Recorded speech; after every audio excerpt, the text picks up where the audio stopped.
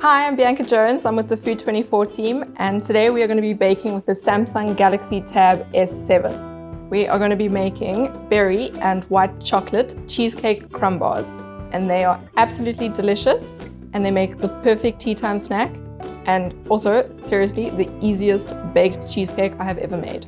Cool, let's just have a quick read over to make sure we know what we're doing, we don't miss any steps.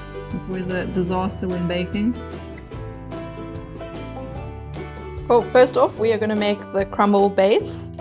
We need a food processor for that, because no one's got time to break up biscuits nowadays. We're going to grab our coconut biscuits, then we're going to add our flour, we're going to add our demerara sugar, or just plain old brown sugar. This is going to give it a beautiful caramel flavor. And then we're just going to blitz it up.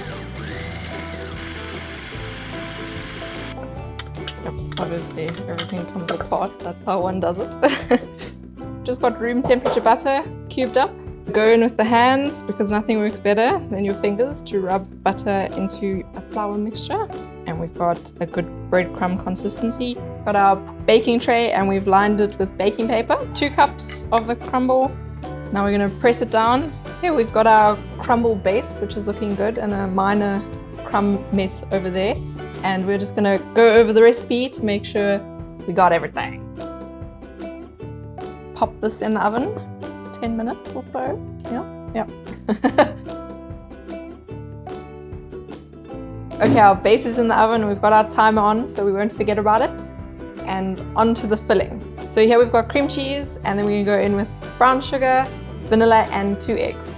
Now we've got all our filling ingredients in one bowl, and then we're gonna go in with an electric beater and we're gonna whisk it all up.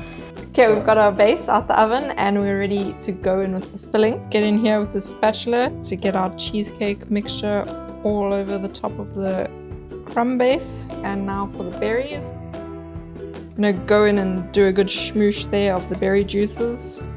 Just a handful, not too much, even though it is kind of the best part. Chocolate and all. We've got our leftover crumble nicely scattered on top of our cheesecake, and we are going to go bake this in the oven. Okay, we've got the cheesecake baked and it's out the oven. It's looking amazing. It does have to set in the fridge for about 3 hours. I know, longest wait ever, but we will make it through, luckily, because we've got the tablet to help keep us entertained in that time.